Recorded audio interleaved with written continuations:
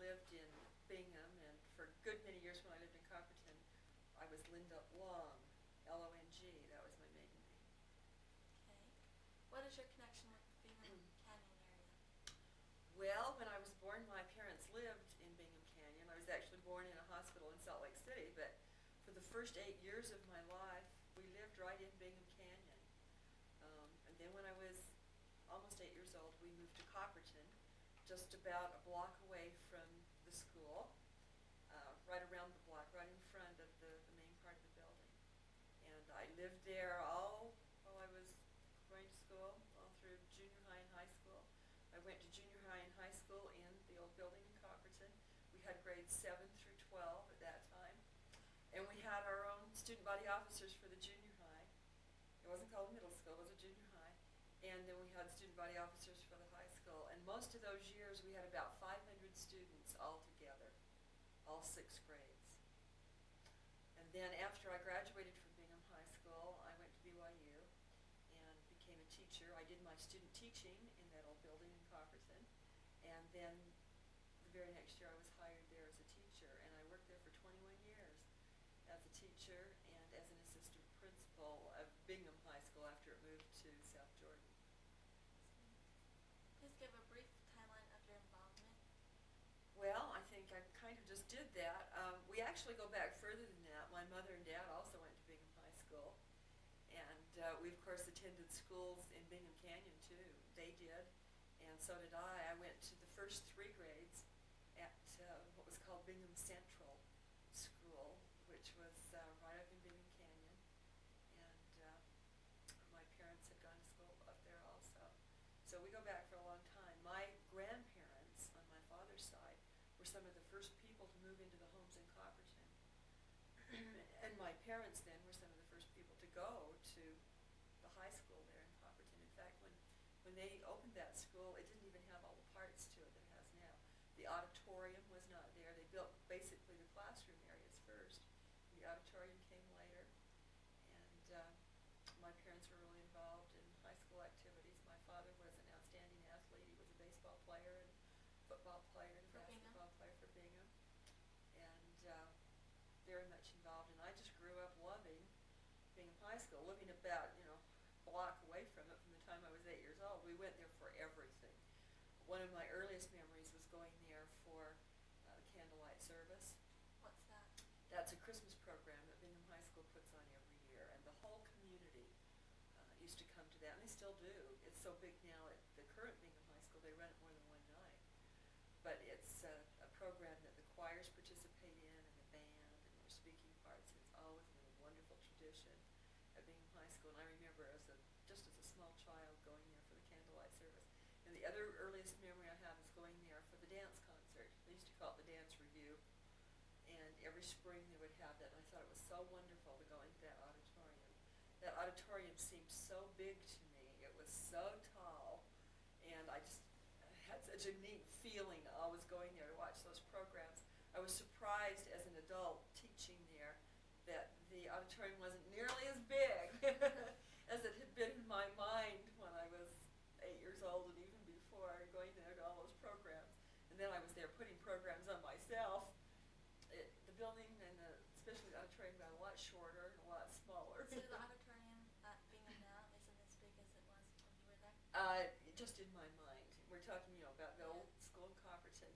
As a child, it seemed so large, and as an adult, it seemed a lot smaller. Well, when did your family come to the canyon? Both sets of grandparents came there because my grandfathers were going to work in the mine, and that's why they came to Bingham. Which part did you live in? I lived in a lot of places in Bingham. My parents lived in about 3 or 4 different homes. While I was in elementary school, we lived in what was called Frogtown. And originally that was a part of the town that had been settled by some people who'd come from France, where they eat frogs' legs, and so they called it Frogtown. And you've probably discovered already through your research that there were all these little different parts of the community where different nationality groups settled. And they didn't just stick together for safety, or that wasn't the reason, but just because it felt comfortable, and that's where people spoke the same language that they did when they came. They often belonged to the same religion, and they had the same traditions in their families, and so so they kind of just stayed together in these various parts of the community. So most of my years that I remember, when I was in elementary school, we lived in Frogtown, but we'd also lived right up in the upper part of the canyon too. I have a picture here that my nephew and his wife had blown up for us for Christmas, and we're going to have it framed, and we're going to put a series of pictures on this wall in our family room. And this is one of them, and this is what the old street in Bingham looked like. And I remember it looking like this when I was a child. They had wooden sidewalks, and by the time I came along, the streets were kind of paved, but it was so narrow, 2 cars could just barely pass each other going up and down the street, and then a little room, to park on the side. But if a vehicle got to be too big at all, you can see you have a hard time even passing each other getting up and down the canyon. And this is the way I remember it, the old buildings like that. It broke my heart when they closed Bingham down and tore down all the buildings. I just wish to this day that they could have preserved it some way, because it's very much like Park City, only Bingham was a much narrower canyon than Park City is. And the buildings are just the same, and what a treasure that just was plowed under so they could expand the mine. It broke my heart. I was in senior high school when they started to close Bingham down. My grandparents were some of the last people to move out of Bingham. They lived in Freeman Gulch, which was not right up in the main part of the old town. It was a little bit lower, and then it was on a side street that went back up another canyon. And I remember going out there, seeing their house for the last time, because they had to move out because everything was just going to be plowed under. It was a fun place. It was a rowdy place in its early days. There were lots of saloons. Miners were kind of famous for not being calm as people. They worked hard and they lived hard. And there are lots of interesting stories about robbers and gangsters and murderers. And You guys had gangsters back then? different kind, but lawless people who, didn't think too much of shooting people or stabbing people. And Bingham has a lot of old history like that. But to me as a child, it was just kind of exciting and fun. I wasn't involved in any of those negative kinds of things. I just remember the old street, and that was, it was home, and it's where we went to the doctor, and it's where we, did all of our shopping. The Bingham Mercantile, it's not in this picture. In fact, this picture's kind of taken from where the Bingham Merc was. It was at a fork in the road, and it was kind of a triangle-shaped building. And that's where we bought clothes, that's where we bought groceries. We did everything in Bingham, and even after we moved to Copperton, we still went back to Bingham to shop, to the doctor and everything. So this is, a special picture to me. And the other pictures that I hope to get to put on the wall in the family room are a picture of the old school, the one you're in right now. One year when I was the yearbook advisor there, we had a really bad snowstorm one day while we were in school, and the wind blew so hard that it blew all the snow into the bricks of the building, and it looked so neat. It looked like the whole building had been frosted. And so I remember grabbing a student from the yearbook staff and having him run outside and take pictures of that. And it's one of those pictures that we put in the yearbook of that building that day that I hope to blow up and put here on the wall. And then the other one is a picture of the main gate at Copperton Park. And you've probably seen that. It's right down the street there from the school.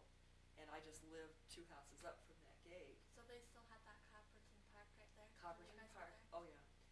When I was a child, and after I was about 8, we moved to Copperton, and we just, as I said, lived a couple of houses up from that main gate. The park belonged to Kennecott, and all the houses belonged to Kennecott. And they had their employees live in them. And you had to be on a waiting list to get one of those homes. And we were on a waiting list for a while, and we were so excited when we finally got to move to one of those homes in Copperton. And they took care of the homes, and you just rented them from Kennecott, and for a very, very reasonable price. And Kennecott they had workers who would come around and even clean your house on an annual basis or every other year or whenever you wanted. They would come in and paint. They really took care of their employees who lived in those homes. And they owned that park. That was a Kennecott Park. They had their own greenhouse there and gardeners who worked there full time. And so they grew plants in the greenhouse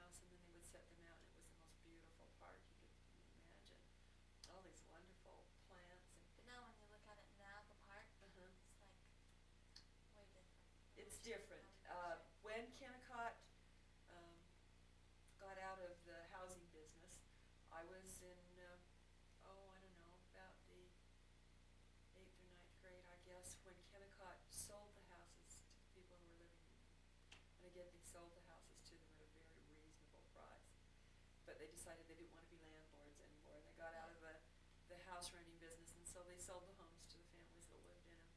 And at that time, they also got out of the park business, and they gave the park to Salt Lake County. And so ever since then, Salt Lake County's been responsible for it. Cal Crump, who still lives in Copperton, you've probably met him. You should. He's somebody you should talk to. He has been the caretaker of the park for Salt Lake County ever since Kennecott gave it to the county. And he still takes care of the park. That's cool. My husband, Cal happens to be my brother-in-law. His That's wife is my husband's sister.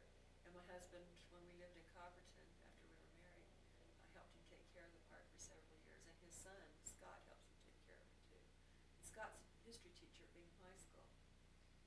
And he wrote this book, The History of Copperton. Have you seen that? This is something that would be a really good resource for you too. He is a historian. He teaches history, and he's a practicing historian, which means he goes out and does what you're doing right now. Takes oral histories, interviews people, researches records also at the Historical Society and other places, and he wrote The History of Copperton. I got to be the proofreader on this for him. I'm an old English teacher, and so, in fact, I've been his teacher, and I got to do the proofreading on this book and help him put this together. But this would be a great resource for you as a history of that school in here. Be a good place for you to get facts and information. You did a good job of this. There's also a book that was written by Marion Dunn, who was a sports writer for one of the Salt Lake City newspapers, and he went to school with my parents, and he years ago wrote a history of Bingham Canyon. And so this would be another really good resource for you to get information from. Kind of fun. So, So where were what we? was your house like? What In would that Copperton, okay, we can probably go find some pictures of the house. The houses in Copperton, they used only 3 or 4 different floor plans when Kennecott built them, and they weren't all built at the same time. Down on 5th East, and some of those along the highway were the first ones built, and on 3rd and 4th and 5th East. And my grandmother lived on 5th East in a pink house that looks kind of like a castle on the front of it. We lived on Park Street, which is that next street over from the highway right in front of the school. And our house was all made out of brick, kind of a yellowish brick. And all the houses were extremely well built. They didn't use sheetrock. I don't know that sheetrock had even been invented when they built those houses. But they used what they call lath and plaster. And so if you were to take apart one of the walls in those houses in Copperton, you would find all these little lathing boards. They're just little strips of wood about that wide, and they're only about 1/4 of an inch thick. But they would put all those on, and then they put plaster over that. So it's not sheetrock like we use in houses that we build now. And some of the homes actually had copper shingles. They were experimental homes. And where Kennecott was trying to market their product, their copper, they were experimenting with different ways that you could use copper. And so there are some of those houses in Copperton, they have copper shingles, and probably still do to this day. And they were written up in magazines and journals all over the country because they have these experimental homes. Extremely well built. After they sold the houses to the families, I remember every house had a dirt room. Every house had a coal room because we had coal furnaces, and you'd have to go down and put the coal into the furnace, and you had this big room that just was full of coal. And you had a little door that would go out to the driveway side, and when the coal truck would come, they would put a coal chute through that little door sort of thing and fill your coal room with coal, and then you'd shovel it from there into the furnace. So every house had a coal room, and every house had a dirt room, which was just a part of the basement that they didn't finish off when they built the house. So after they sold the houses to the people, the first thing most people did was finish off the basement. And so they would dig out those dirt rooms. There'd just be a crawl space in that dirt room, and a lot of people just used it for storage. And so you had to dig those rooms out, and I remember we all helped doing that. We'd do it with buckets, and we take forever to dig that room out. But when we went to have windows put through the foundation, we'd made that room into a family room in our house. When we went to put the windows through, you could not get through that concrete. It was so hard. We had to have somebody come in and blast it with dynamite to blast holes through so you could make windows. So the houses were extremely well built in every way that they could think of. And then, of course, they took care of them for years, so they were well maintained. And they're still, for the most part, very well maintained. People in Copperton are taking good care of their homes. My mom and dad moved out of there about 8 or 9 years ago. So they lived in that house in Copperton from the time we moved there, just before I was 8, until about 8 or 9 years ago, and they moved to West Jordan. And my father passed away about a year and a half after they moved. He was young, and it was a surprise to all of us. He just was out working in his garden and died. And my mom is still alive. She's 73, and would be another good source, somebody for you to talk to. Another person that would be good for you, and I suppose she's probably already on someone's list, is Norma Nichols. Yeah. Have you met Norma? No, but she's on the list. I've seen her. She still lives in Copperton, and she's in her 80s, but very alert, very much involved in everything still. Works with the Alumni Association at Bingham High School, and she worked for Jordan School District, so she could have, as a secretary, so she could, years ago, so she would have all kinds of information, and she still lives there in Copperton, has always been very active in the school. So how many people have lived in your guys' house when you guys were living up there? In Copperton, I just have one sister, and so just the two of us and our parents lived in the house in Copperton. When did Kennecott bought Bingham? Like when did they buy Bingham? Oh, you mean when did they buy out all the people that lived Yeah. up Bingham Canyon? Well, I graduated in 1960, and they started buying out 2 or 3 years before that, because it was sometime during that senior year when my grandparents, who lived up Freeman Canyon, had to move out. And so by the end of 1960, I would think that most people were gone from the canyon. What they're associate with us. And it was quite a battle. And then the distance too, and to have to bus the kids up the Bingham Highway. So people were not very happy about it. And we were sophomores the first year that happened, when they brought them up. And by the time we were seniors, we won the state championship in basketball for the very first time that Bingham High School ever won it. And it was just amazing. Everybody just was so excited and came together. And after that, you really didn't hear much about people complaining about coming up to Bingham High School. It took 2 years and that kind of an event to kind of bring everybody together. And now people here are just as crazy about Bingham Miners. When they built West Jordan High School, you wouldn't believe the fights they had. People didn't want their kids to leave Bingham High School and go to West Jordan High School. It was the whole thing all over again, so that was kind of funny. Anyway, this is our senior yearbook. There's your school. There's the, it's the gym. Same pictures inside there. Just the same. Hasn't changed much. What wasn't there when we graduated in 1960 was all of that part between the old gym and the old part of the building. And it was while I was away at college, BYU, that they added that. They added the girls' gym and that dance studio and all of that part in between that connected the two buildings. So in our senior yearbook, you won't see any of that new part in between. That was all added during those years I was at college. There you can see a picture of Minerettes. That was the drill team. It was called the Pep Club then, but we marched at all the ball games. And the year I was a senior, I was the president of the Minerettes. That's what our uniforms looked like that year. And Virginia McDonald had taught there for a long time. In fact, she had gone to school at Bingham herself. And then when she finished college, she came back and she was the dance teacher and the Minorette advisor and all of that for years and years and years. And she had taught my mother, and my mother was there when they started the drill team, when Virginia McDonald had first started teaching, and my mother was one of the original Minorettes.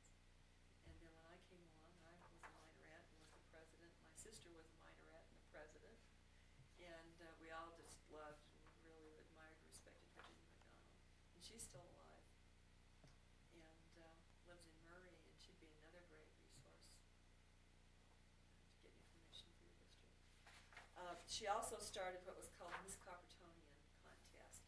The yearbook is the Coppertonian, and so Miss Coppertonian was the queen of the yearbook, and they had a real pageant where you had to perform a talent, and you had to model, and you had to be interviewed, and all of that, and that went on until just about 11 years ago. We finally stopped having the Miss Coppertonian contest, and the year I was a senior, I was Miss Coppertonian.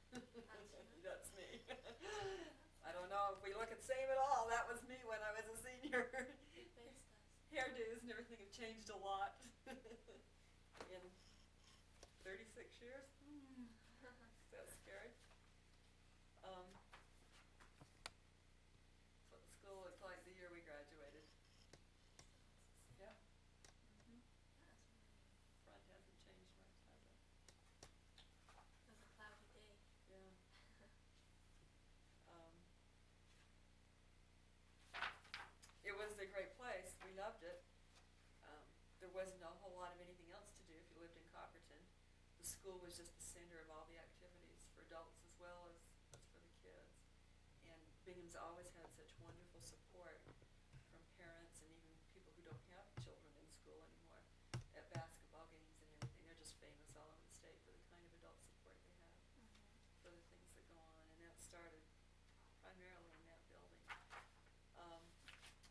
The front looks like, and it was my class that donated that being on top of it. For That's us. not still there. I think it's gone now.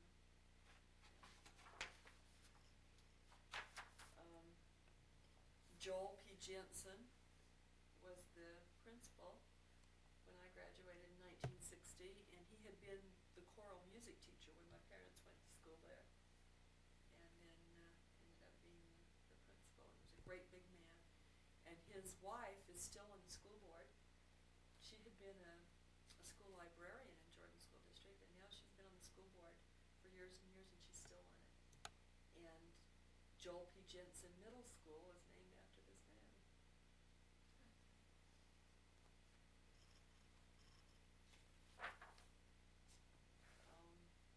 Lots of wonderful teachers that certainly had an impact on my life. Beatrice Bates was an English teacher who was just marvelous. And I did my student teaching, part of it with her. And she had a great influence on me. And of course I went on to become an English teacher. She's still alive. She lives in Magna. My mother just spoke to her on the phone about a month ago. She was my mother's teacher also, my father's teacher. And it was kind of fun. She taught them. She taught me. I was her student teacher, and then I went back and taught side by side with her in the English department at Mary High School. That was kind of fun. James W. Bingham was the chemistry teacher, and he went by J.W. Bingham, and he always told people, I'm Bingham from Bingham. And he was a funny man, an eccentric man who had his little quirks, but just fun. He was strict and stern.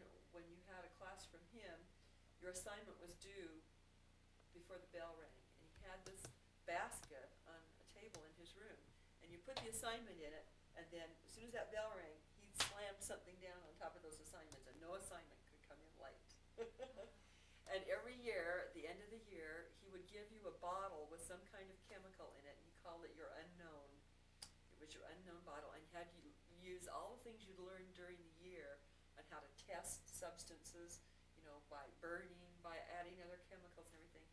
You had to, through all those processes you had learned, figure out what your unknown was. And you had to do that to get your final grade in chemistry. And he never threw anything away. He just had room after room there in the science department where he kept those unknown bottles and everything that he'd ever had. And I remember when he retired and went away, it took forever to move out all of the things that Bingham from Bingham had collected. But anybody who ever went to high school in the old building knew J.W. Bingham, just a fun man. Vern Bear also taught my parents and taught me, and she went on to become a counselor and didn't retire until she was probably 75. She would never tell anybody how old she was. And she just passed away a few years ago. After she finally retired, she was a substitute for Jordan School District for years and years and years. And when I was still working up at the old Bingham in Copperton, on real bad snowy mornings when drive up that highway to come to school. They'd call for a substitute, and she lived in Midvale at the time, and she would drive up to be a substitute. She was just an incredible lady. She never married, but she was just the most motherly person to everybody who ever went to the school. Just a great lady. So I think there are a lot of people that were really important in the history of the building. You know, the building has been fun and is significant, but it's the people who were there that really made it important. And those are some of the most important ones: Virginia McDonald, Beatrice Bates, Mr. Bingham, and Miss Baird. When we won the state championship in basketball that year, Udell Wankier was the basketball coach, and he just passed away about 6 weeks ago. And his wife still lives right across the street from the school, just where the parking lot is there on the east end of the school. She lives right in the corner in a rather large house there right on the corner. And she was a teacher at the high school also. She was an English teacher. He was the basketball coach when we won that first state championship.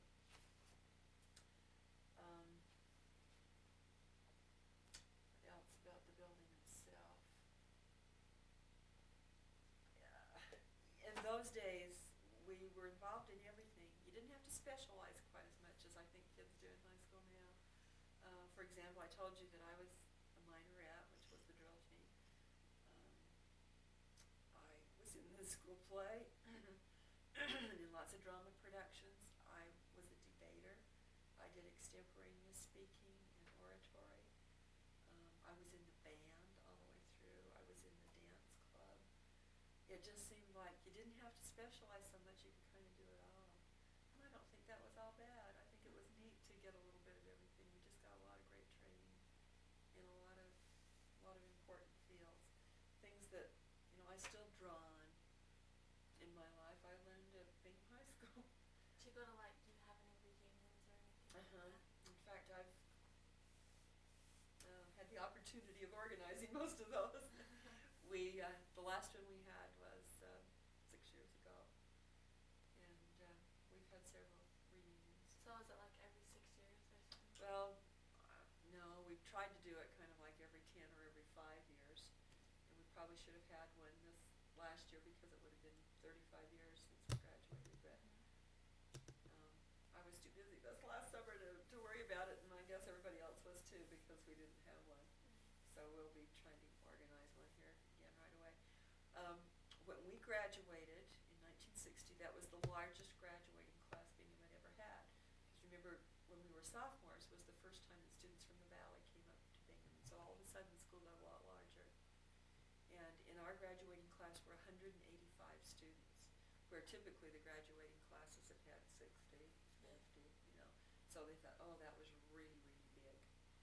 Now, when we look at the graduating class of Bingham High School or Alta, where I work, graduate 800, 850, But 185 seemed really big, and it was really big for those days. By the time we moved out of that building and into the new Bingham High School, we were just bulging at the seams. We were so crowded, you couldn't get through the halls. It was just unbelievable, way overcrowded, and so it was really neat to get into the new Bingham High School. We rattled around there for a year or two, and then we got crowded there too. Athletics has always been a really important aspect of Bingham High School. They've had great teams. It was incredible to think it took to 1960 for them to win a state championship in basketball. The news writers for the Deseret News and the Tribune, they had a saying. They said, always a bridesmaid, never a bride. We had come in second so many times over the years, or had won the consolation, which meant we lost the first round of the tournament, but then went on and won all the rest of your games. And there are just a million trophies at Bingham High School for second place or consolation before 1960 in basketball. But they had been victorious in football for years, and baseball were big programs. So what was your guys' baseball or football team called? Just Bingham High? Bingham Miners. Same thing like we Oh, had? yeah. Yes, Bingham Miners. I've always been the Miners. And I was always very much aware of that, though I was never a student athlete myself. I because of my father's involvement all the way through high school. In fact, he left school early his senior year. They let him graduate early because he went to play for a semi-pro baseball team, with Cincinnati Reds. And was always very much involved. And he didn't have any sons, and so he expected me to know all about baseball and everybody's batting average and all the records, and he just talked about it constantly. And then he, of course, always followed the teams, and then because I worked there, we were always very much involved in it. But the athletics have been an important part. Even today, all these years later, if you look around Utah, it's amazing how many coaches, current coaches, and how many school administrators and how many school teachers came out of Bingham. I think it kind of says that we liked school.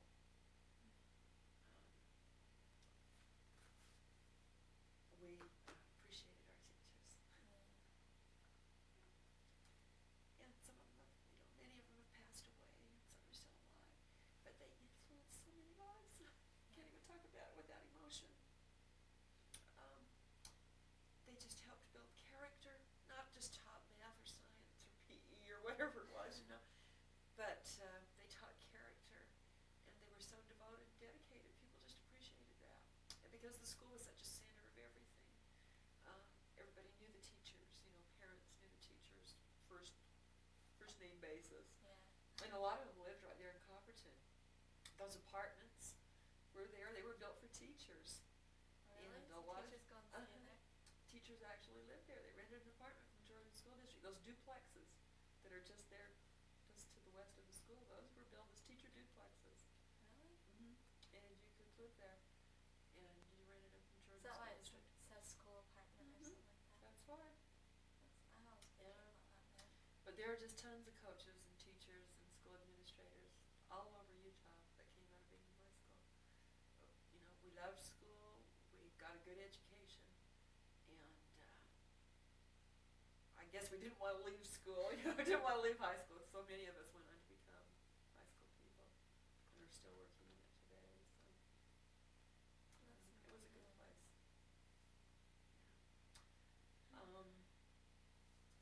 Other recollections about Old Bingham. They had a celebration every year. It was called Galena Days. Galena. Galena is a kind of lead. It's very shiny and bright. And that's one of the things they mined up there. We think they only mine copper, but no. There have been times when they made most of their money off other minerals that they mined out of there. Silver has been big, lead and so on. So they had Galena Days, and it was a big celebration. They'd have